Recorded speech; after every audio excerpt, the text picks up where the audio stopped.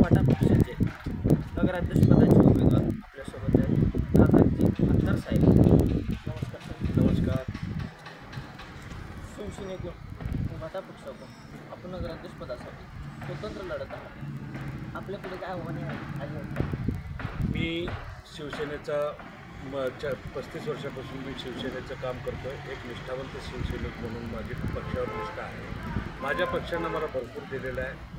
मला 4दा नगरसेवक, 1दा उपनगराध्यक्ष, 1दा नगराध्यक्ष माझ्या पक्षानं मला केलेला आहे. माझ्या पक्षाचा आदेश आला मी निवडणुकीच्या मैदानात उतरलो आहे. माझ्यासोबत मनसेसुद्धा या निवडणुकीमध्ये माझ्यासोबत आहे. त्यामुळे माझा विजय निश्चित आहे. माझा 25 वर्षाचा नगरपालिकेच्या कारभाराचा अनुभव आणि इतर गोष्टी मला सकारात्मक असल्यामुळे माझा विषय निश्चित आहे. माझ्यासोबत सगळे कार्यकर्ते शिवसेनेचे निष्ठावान आणि सगळेच कार्यकर्ते माझ्यासोबत आहेत. त्या मनसेचे कार्यकर्ते सोबत आहेत. एक चांगली फळी आमदार आणि खासदार साहेबांच्या पाठिंबा मला असल्यामुळं मी या निवडणुकीमध्ये एक सक्षम पर्याय उमरगा शहराच्या विकासासाठी देऊ शकतो. मित्रपक्षातून का नाराजी नाही, अशी नाराजगी आमच्याकडून काहीही झालेली नाही. आम्ही शेवटच्या टप्प्यापर्यंत काँग्रेसची बोलणी केली होती, परंतु त्यांना दुसऱ्या पक्षाबरोबर काहीतरी विचित्र आघाडी त्यांना करायची होती. त्याच्यामुळं त्यांनी आम्हाला सकारात्मक प्रतिसाद दिलेला नाही.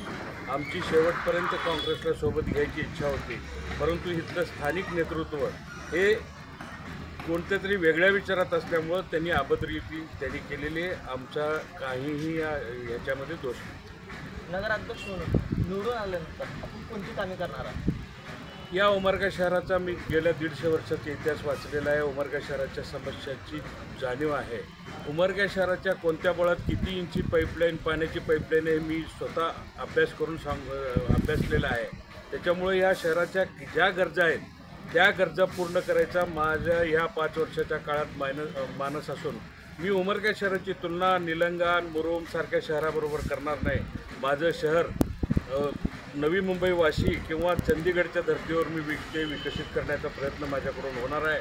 उमरगा एक अत्याधुनिक शहर व एक सुंदर शहर बनवण्याचा माझा मानस असून उमरग्यातील जनता मला निश्चित माझ्या अनुभवाच्या जोरावर आणि एक गरीब कुटुंबातील रोडवर चालणारा उमेदवार, रोडवर सदैव उपलब्ध 24 तास असणारा उमेदवार म्हणून माझी ख्याती आहे. त्याच्यामुळे मी हात दाखवा, गाडी थांबवा. मी मोटरसायकलवर फिरत असतो. मी कधीही कोणत्याही गाडीमध्ये फिरत नाही.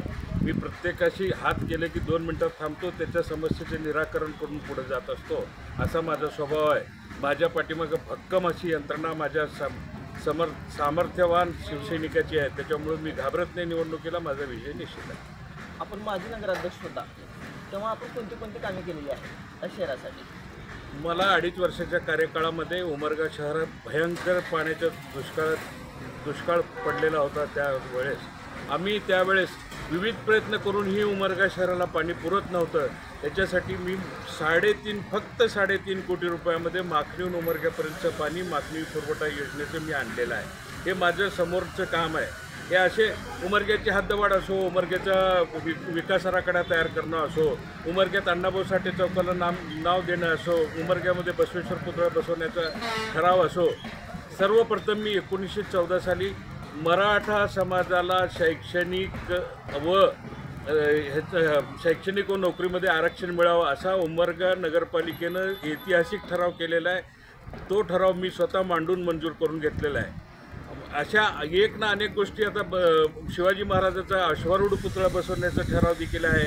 सुसज्ज अशी भाजी मंडई आणि विविध नगरपालिकेच्या जागेवर शॉपिंग कॉम्प्लेक्स वगैरे बसवण्याचा माझा मानस असून तो पूर्णत्वाकडे मी नेणार माझं दृढ निश्चय आहे. शहरातील मतदारांचा प्रतिसाद आपल्याला कसा मिळतो आहे? भरपूर प्रतिसाद आहे. उमरगा शहरातील एकही मतदार मला ओळखत नाही अशी परिस्थिती नाही, कारण मी 25 वर्षामध्ये प्रत्येकाच्या घरासमोर जाऊन काम केलेलं आहे. त्याच्यामुळे प्रत्येक घरातील प्रत्येक मतदार माझ्या ओळखीचा आहे. मला प्रत्येक मतदार आपलासा वाटतो. त्याच्यामुळं मला कोणत्याही घरात मतदान मागायला जायची लाज वाटत नाही. मी ताठमानेनं प्रत्येक ठिकाणी मतदान मागत असतो. शहरातलं प्रमुख काम कोणतं आहे? उमरगा शहरातलं सगळ्यात प्रमुख काम सगळ्यात पहिले उमरगा शहरामध्ये आरोग्याच्या विषयी जी निष्काळजीपणा झालेला आहे तो निष्काळजीपणा दूर करणं हे सगळ्यात पहिले काम आहे. कारण गेल्या गेल्या 10 वर्षामध्ये डेंग्यू व मलेरिया सारख्या आजारामुळं उमरगा शहरामध्ये कमीत कमी 20 ते 25 लोकांचे बळी गेलेले आहेत। मला हे थांबवायचं आहे आणि सगळ्यात महत्त्वाचा दुसरा विषय, उमरग्यात कायदा व सुव्यवस्थेचा निर्माण झालेला आहे। गेल्या 3-4 वर्षाच्या काळात उमरगा शहरामध्ये विविध भागामध्ये 15 ते 20 मर्डर झालेले आहेत। त्याच्यामुळं उमरग्याचं जे अस्तित्व राहतं की नाही की अशी शंका, एक गुन्हेगारी सिटी अशी नावारूपाला येणारी सिटी आहे, ती थांबवायचा माझा 100% प्रयत्न राहणार आहे। त्यासाठी मी शेवटपर्यंत प्रयत्न करणार आहे की उमरगा शहरातली गुन्हेगारी कमी व्हावी। शहरातील तरुण वर्गाला आपण काय संदेश देणार आहात? तरुण वर्ग हा गुन्हेगारी प्रवृत्तीकडे चाललेला आहे। मी ह्या सगळ्या माझ्या तरुण मित्रांना माझी एक विनंती राहणार आहे की तुम्ही जे आज कोणत्या तरी नेत्याच्या कोणत्या तरी पुढाऱ्याच्या नादाला लागून तुम्ही ज्या वाम मार्गाला चालला आहात, जे तुम्ही कायदा व सुव्यवस्थेचा प्रश्न तुम्ही निर्माण करीत आहात, त्याच्यामुळे तुमचं रेकॉर्ड खराब होतं आहे।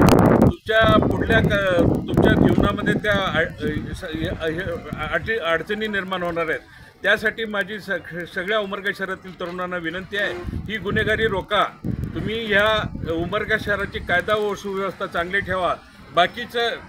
बाकीचं काम आमच्यावर सोडा। आम्ही नगरपालिकेच्या माध्यमातून उमरगा शहर एक शांत संयमी शहर, पूर्वी जसा रेकॉर्ड आहे तसंच आम्ही स्थापित करण्याचा प्रयत्न करू। कोणतेही उमरगा शहरामध्ये अनुचित प्रकार होऊ देणार नाही, याची जबाबदारी आम्ही घेतो।